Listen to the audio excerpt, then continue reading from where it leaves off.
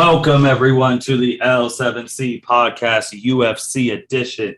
Today, we're going to be talking about a whole bunch of UFC, going to preview UFC 276, talk about UFC 256, talk about the fight night that just happened this past Saturday, and get into all things UFC. We have our UFC MMA expert with us, Mr. Chuck Marlowe. How are you doing today, sir? I'm doing exceptional. How's everybody doing out there? Man, I think they're doing good, especially the UFC fans waiting to hear what you have to say about these big events coming up. Sir, So, got a Chuck, lot heading for us. where do you want to start? Do you want to start with what happened at 275? Yeah, we can start with 275. All right, man. Chuck, the floor is yours. Break down what happened in 275 for us, for the people who missed it. 275, the main event was Teixeira and Prochazka. So that was the battle for the light heavyweight title that's been bouncing around for the past 8 months, like I think between three different fighters in the past 8 months. So it's touched about three fighters' hands, which hasn't happened in a long time because previously it was John Jones who was holding that title for like as long as he could and no one else was able to touch it. You had Shevchenko versus Talia Santos, which that one was a very interesting fight, left a sour taste in some viewers' mouths. And then you had Zhang Weili versus Joanna Jędrzejczyk Part 2, which didn't last as long as Part 1 and was still just as wild. And then you had a lot of other fights on that card with Andre Fialho, who's been just putting out so many fights this month, in this year, I mean, and with Jake Matthews, who just showed he was on another level of striking that day. So if you had to give what was the best fight on the card for 275, what would you pick? I'm going to go with Jury and Glover. It did win fight of the night, but it's just because it was such a back and forth fight. And it's one of those fights where you're like, you know who was the clear-cut winner, but it was still, at the end of the day, it could have went either way. And I like how just they both went out there and they executed their game plans according to what they wanted to go out there and do. And they should put a fight on for the fans. That was a fight for the fans. It was really good. And this man won with 28 seconds left in the fifth round. He made sure to seal the deal there at the end and make sure that it didn't have to go to decision. Okay. Who do you think who had the most standout performance in this fight? In this fight? I meant the whole card. I'm sorry. Whole card, I'd say Talia Santos. She really made a name for herself. She may have lost according to the judges, as the controversy lies there. But she put on the performance because Shevchenko's never been challenged like that before. And Shevchenko has been holding on to her belt for a long time, like most of these fighters are, like Kamaru Usman, John Jones, GSP. It's like the fighters you think about that hold on to the belt for a very long time. She's been holding on to the belt for a super long time. And Santos really challenged her and put her in a box and really showed that Shevchenko can be stopped. And I don't necessarily agree with the judges' scorecard at the end of the day for that fight. I gave it to Santos. I think Shevchenko has a lot to work on there. So she has her wrestling. She got out-wrestled. That's the first time I've seen Shevchenko get out-wrestled like that. She lost all the scrambles.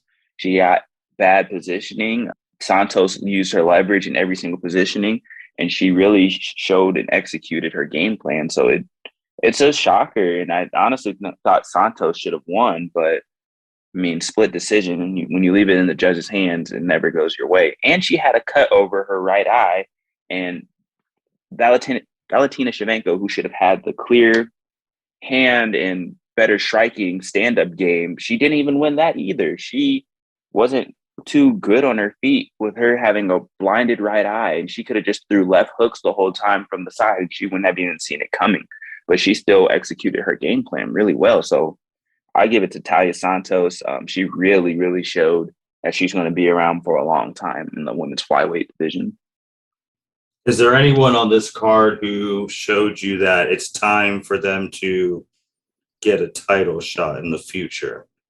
There's no one who really did that besides Zhang, I'd say. I think out of everyone on this card, Zhang should be going back up for that belt after that fight. She made up for some of her usual things that she does. She didn't fight a fight that she usually fights. She didn't stand and bang the whole time. I mean, yes, she went out there and she scrapped and she threw some hands and she like did her little bit of like evasiveness where she was fighting and she was getting into some scrambles where she was they were both throwing a lot of hands and stuff like that. But I think she really showed that she has a lot more crispness. She's being a lot better using her wrestling, which, I mean, have you seen the size of Zhang Weili? She had, oh my gosh.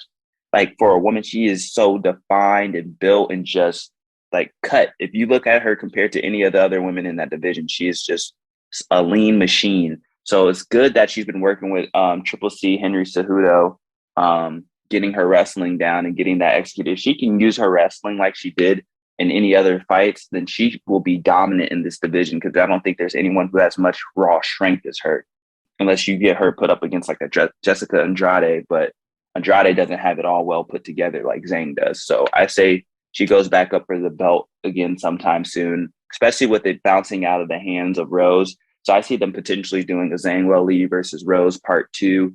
And then the winner of that goes up for the belt, or they maybe just throw her up for the belt automatically already against Carla Esparza. Wow. That's a good analysis. Anything else from 275? Andre Filau. Okay. I know he didn't win, but the man has fought, I think, 4 or 5, maybe even more times this year. Like I've seen him card after card, 2 weeks like worth of notice preparation, and he's just been out here putting on fight after fight after fight. So huge props to him because, like I said, most UFC fighters nowadays, they don't make that much money because they don't fight that many times within the year. But this guy has been making his paper where it's due. I know he lost, which is his first loss out of like 5 or 6 in this past few fights, which for someone who's been putting on so many fights, that's ridiculously good. But Jake Matthews, huge hats off to him because he showed that he's been working on his game. It's the most polished Jake Matthews we've ever seen in that octagon, and he's been sharp and precise with his swinging, and he just looked like he was on a different level. So maybe you see him move up in the welter rankings, and maybe he can put a little bit of a question mark to if he can get to a title run. Maybe you have to get a ranking next to his name first, but with that, he might end up going up against a highly ranked fighter after beating Bilal like the way he did. Okay.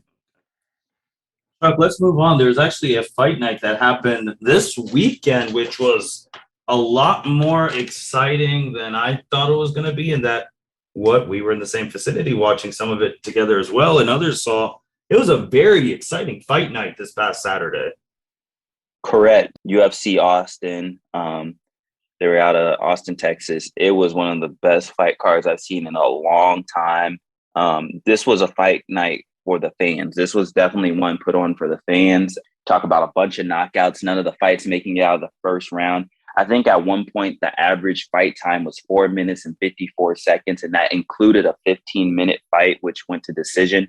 There was only 2 fights, I think, on this card that went to judges' decision at the end of the card, and then the rest were all like either first-round knockouts or second-round knockouts, or you even had some submissions thrown in there.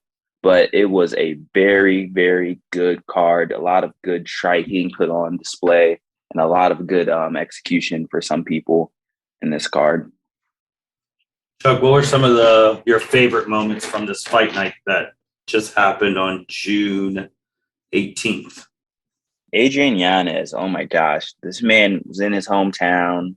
Well, he's from Texas, and he was there in Texas.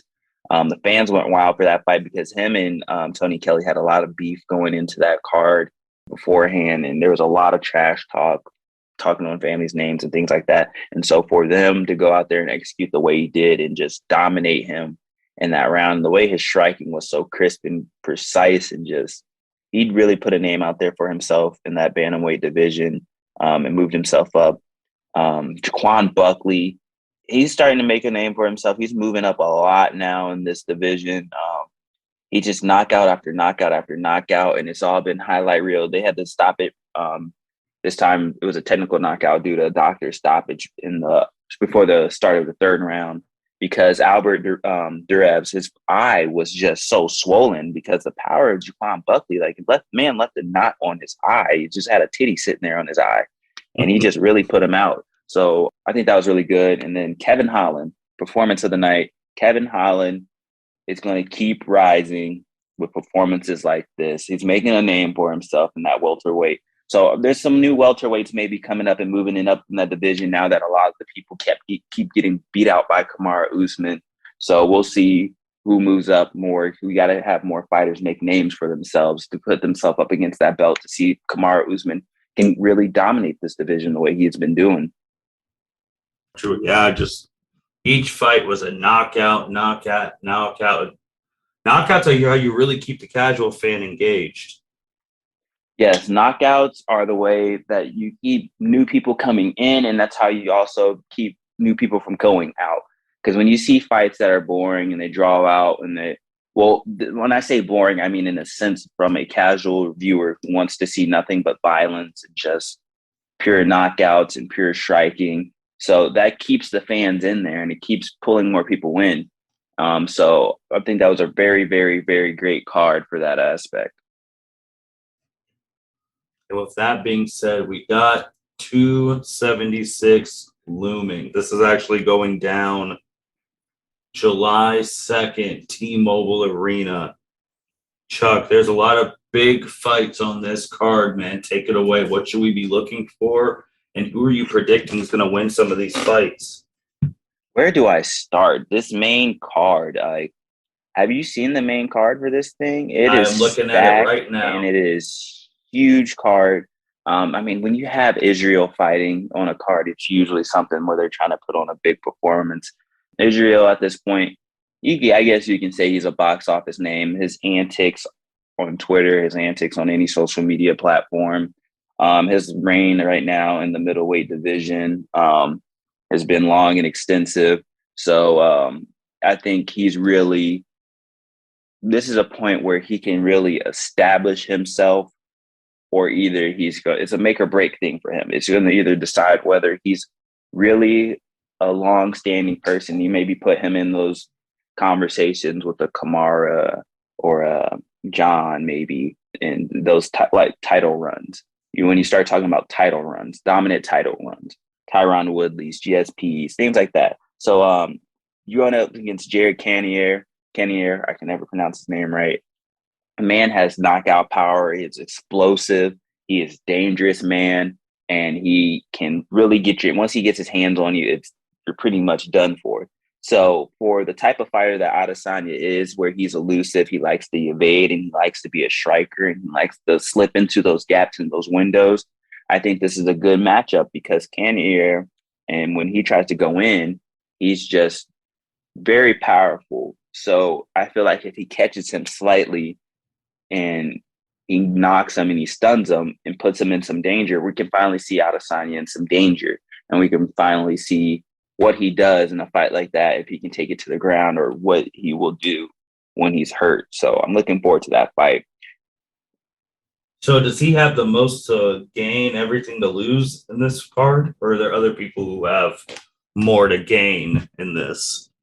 Max Holloway has the most to gain and the most to lose in this one. Okay. He's going against Volkanovski for the third time, and he's lost to him already. No, it's either the third or fourth time. I can't remember off the top of my head. I'm pretty sure it's the third, but he's already lost to him 2 or 3 times. And this is the only person that anyone wants to see Volkanovski fight, because Max Holloway is the only one who really competes when it goes to Volkanovski, because Volkanovski is on another level in that featherweight division after seeing him fight Korean Zombie.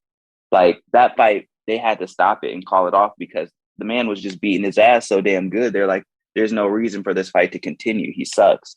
And he's on another level than everyone else. So why even let him just fight this fight anymore? Max Holloway's hands are dangerously fast. I want to see that this is a proving point for Max Holloway. He can either get over the hump of Alexander Volkanovski, or he can't get over the hump of Alexander Volkanovski. And he's a very young fighter, and he's already held the belt. So this is somewhere where you decide, do you maybe move to another weight division after this? Or do you keep trying to attack and do you keep trying to come after this belt? But the question is, do they keep putting you up against the belt or against someone who keeps beating you? So this is a very, very, very big proving point for Max Holloway. And he really needs to win. I mean, he can't really lose this fight, or it's time to figure out what you're doing next for him. That means it's you just broke it down to us. That means it's really major for him, for Max. Is it one of those things where if he loses, he's done? I don't think if he loses, he's done. He's young. I think when I gotta look at how old Max Holloway is, but I think the last time I looked, I think he's 28 or 26. And the man, he's young. That's the thing. When you look at fighters like this, it's not really, it just depends if he wants to have longevity. Because some people, they could, you either keep pushing or it's just you decide whether or not you want to keep that fight up, because he can sit and he can relax and say, I held the belt and I've had the belt before and I've had a title run and I did things. But at such a young age, you're like, well, do I keep going? Do I just retire? I mean, he's 30 years old to the T. So he has a lot of time to go, because some people don't even get into this until they're 30. They don't get to this point until they're 30. They don't get their first title shot till they're 30. Hell, look at Glover Teixeira, who didn't really get the belt until he was 41 years old.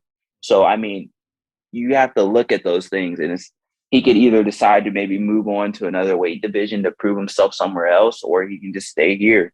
So he has a lot of different things he can do, but it's just up to him what he wants to do, because he has a family and he is a family man. So I also see like women's star power. We've got Miesha Tate on the card. Miesha Tate, yes, she is fighting on this card against Lauren Murphy, who just came off that loss for the belt not too long ago. So for Miesha Tate, this is a proving thing. She wins against Lauren Murphy. This is going to bump her up majorly. She probably takes that 3 spot. Maybe if she can get a little bit of a run, she can start getting in that contention for the women's flyweight title. So I think this is a big one for her. If she wins this will move her up, and she can get somewhere with that. Okay. Chuck, what other fighters? Because this card, man, it's right before the 4th of July. It's so massive. What other fights are you just looking at before I ask you who's going to win what? Oh, Pedro Munoz and Sean O'Malley. That's going to be one of the ones definitely talked about. When you have someone who's a superstar, that's what I'll call it, superstar in Sean O'Malley, more of a celebrity than he is he's a fighter. Don't get me wrong. I'm not discrediting him as a fighter, but I'm just saying the man has a name for himself out there outside of fighting, with all the other merchandise and other things that he's doing as a social media influencer. But him going against Pedro Munoz, we'll see what Sean can do. We'll see if I'm looking for that point in Sean O'Malley's career where he's proving, okay, I'm here to fight. I'm here to really show that I'm into MMA as a all-round specialist, and I want to win and I want to get to a title shot. I mean, he's very, very young, so he has time. But if he wants to be a very dominant and something that's unheard of and be a young, like a John Jones, when you look at those younger fighters, a Max Holloway, who hold the belt and get somewhere with that belt, he has some stuff to prove here against Pedro Munoz. So I think this is a really big, big fight for him to prove and show what he has capable, especially in that bantamweight division. Okay. Let us now get some of your picks, and we will work all the way down from bantamweight to the main event. So we got Jessica Rose Clark versus Puligia Stolarenko. If I mispronounced that. Yeah, I'm not going to get you on that pronunciation because I can't get it down myself either. She's from Lithuania. I got Jessica Rose Clark in this one. I think this is both of them coming into, like, I don't remember which fight this is for them in there. I know they're both coming off a loss. Yep. So I think that this is a proving point fight for both of them. I know Jessica Rose Clark has more of a name behind herself than Julia. I can never get that right. But I think this one will be a big one for her to just prove herself. Bounce back off of that last fight. I think she'll definitely win in a dominant fashion. I say second round Submission. I'm taking a shot in the dark there, and I'm going to go with submission. I said she wins by submission in the second round. 2 minutes, 30 seconds in. I think she just has a little bit more to prove than she does. Okay. Next one, you got Brad, who has the number 12 behind his name, versus Still Knox. That's his nickname. What's his real name, Chuck? Drishkis Duplessis. How are you seeing this fight go? I have Drishkis Duplessis winning, and I think this is. I don't get me wrong, but I think this is his. I want to say it's his second fight in the UFC. I know he has a lot. He's out of South Africa. Very, very, very new and raw fighter. He's 16-2. His record speaks for itself. The man is just dominant in every single fashion. So I think this was just a fight set up by Dana to kind of put him on a pedestal and get him some hype around his name and show that, oh, this guy is coming up in this division. So I have Drishkis Duplessis winning this fight by knockout, probably first round. First round knockout. Okay. Let us keep moving it forward. Man, we got the young Punisher Pedro versus Sugar Shane O'Malley. Who is winning? With Sugar being 15-1, who is winning this? I have actually Sean O'Malley winning. I mean, the one next to his name, Sean O'Malley, will tell you it doesn't count because he got hurt and broke his ankle in that fight. And he was fighting on a broken ankle, but he lost the fight because Cheeto Vera beat him. But I still have Sean O'Malley winning in dominant fashion. The man's striking is just so crisp. His length at that bantamweight division is something that is very key and very utilized by him in his kicking, and just I think he's going to knock him out in a very highlight Sean O'Malley fashion. Okay. Who do you got between Jim Miller and Bobby Green? Oh, man, this one's tough. Jim Miller is a UFC legend, lightweight legend. All respect to him. Shout out to him. He follows me on Twitter. Hey. But I got Bobby Green winning. Bobby Green looking to bounce back after that last loss, after he was on a very, very hot run there for a second, and he got that main event and then he lost. So, but he took that fight on 2 weeks' notice. So big shout out to him. But I have the King Bobby Green winning in very, very dominant fashion. Man, striking is just impeccable. The way he can fire from the hip when you don't know where the strikes are coming from. It's just beautiful to watch. But yeah, Bobby Green by knockout. Who do you have between Hall versus Muniz? So Uriah Hall, coming off of that last fight, I have him winning against Andre Muniz. I think he'll just really – it's Uriah Hall. I mean, you look at one of the legends in the game, that is him. And I think he still has a lot to prove still to get to that point where he wants to get a title. So I have Uriah Hall winning this by decision. Okay. Got some decisions going through. Let's keep on moving it up. What about Jessica I versus Macy Barber? So yeah, Jessica I is supposed to be bouncing off that last loss. Macy Barber, who I forget how old she is. I think she's still like 23, 24. Don't get me mistaken. Very, very young fighter. She had a very good run when she started coming into this promotion and stuff. But I say she wins this one, and she really shows why she had that discussion with being in there for John Jones type of people. You know, when you start talking about younger fighters really making a run, I think she bounces back from those 2 losses that she suffered early on, and she really proves that she is meant to be in that contention for a legendary fighter. What about Ian Gary versus Gabriel Green? Oh, I got Ian Gary by a mile. That man is undefeated, out of Ireland. He's still, that's the Conor McGregor like protege now. That's what I like to call him. Okay. The man knows how to work a mic, and he knows how to get to the fans. He's very young, very raw, coming out of Ireland. So I think he's trying to do something very Conor McGregor-esque.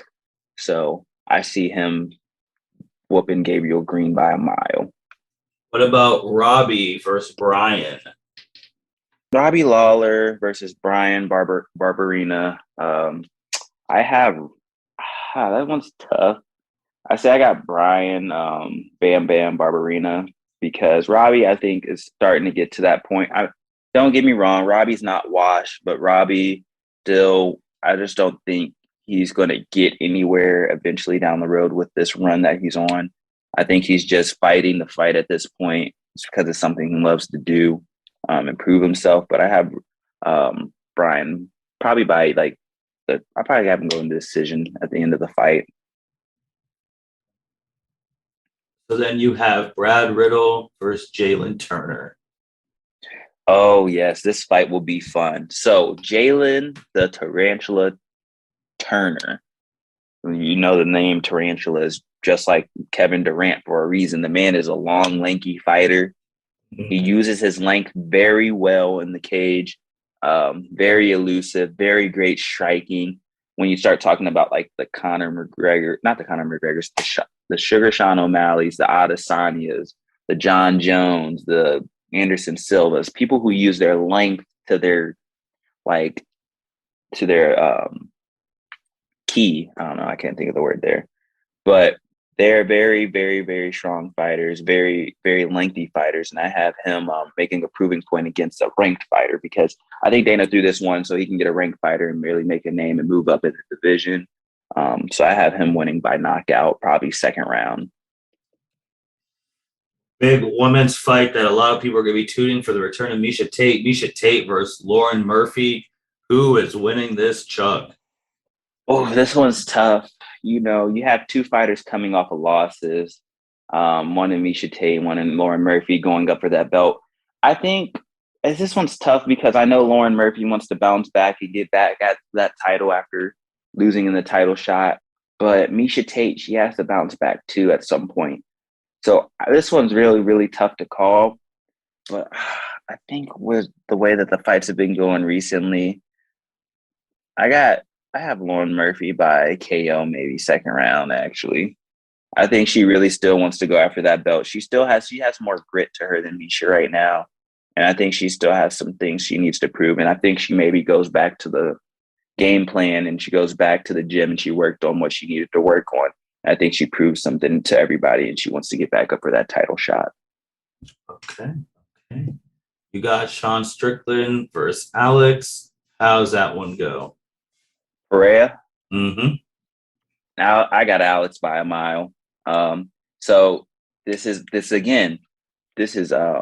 Dana White playing to his fighters. This is a new fighter, 2-0.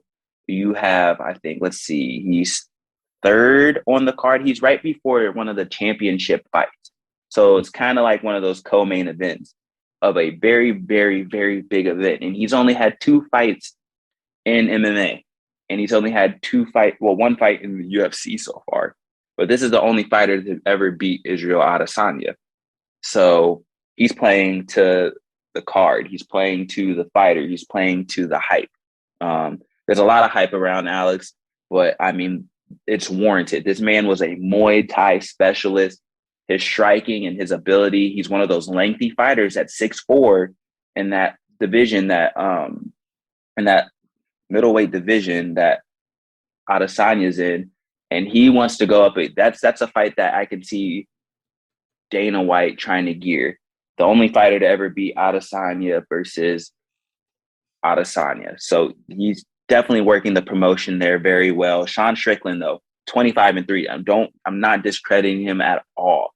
But this man, Alex, is on another level. When you talk about a combat sports specialist, like a striking specialist, like someone who's really been in the game and craft since they're probably like 2 years old, like just working on his craft. The man's striking is impeccable.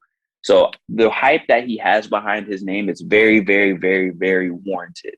Like when you think about how Michael Chandler was brought in, I don't think the hype was as warranted as it is behind his name. So I'm going to love this fight. I'm going to love how he knocks him out, probably in a dominant fashion. I'm sorry, Sean Strickland, that I'm discrediting you so much right now, because you are a legend to this game. But Alex is going to win by a long mile. You said the fight Max Holloway cannot lose. He is fighting against the champ Alexander.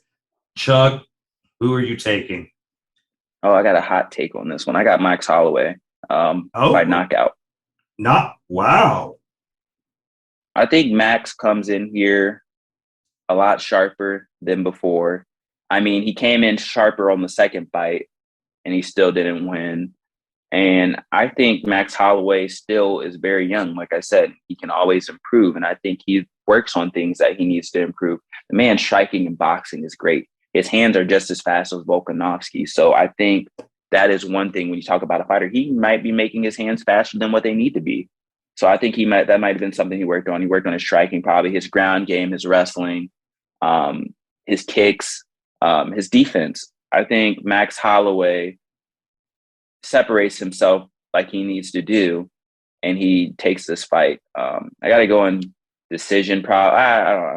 Decision's a hard one to gauge, but if it goes down to decision, I've got Max Holloway in, if not fourth round knockout, just because they both get gassed out from the level of output that it's going to be a lot of striking in this fight, a lot of output from both fighters. The main event, Israel Adesanya, Jared Cannonier. How do you say his last name, Chuck? Cannonier? Cannonier, yep. Cannonier. Ooh, got that right. Main event, who do you got? I got Adesanya. As much as I want to go for Jared, just for an upset basis, I got Adesanya. I think his elusiveness he'll show why he's a champ. I think he'll show and he'll separate himself. I know he's had a long time off, but maybe he's been working on his craft like he should be and really polishing and excelling in his game. So we'll see if he's real MMA, a true striker, a true martial artist in the Muay Thai specialty. And I think he really separates himself and shows off his striking against Jared, who's going to definitely be going out trying to knock his head off.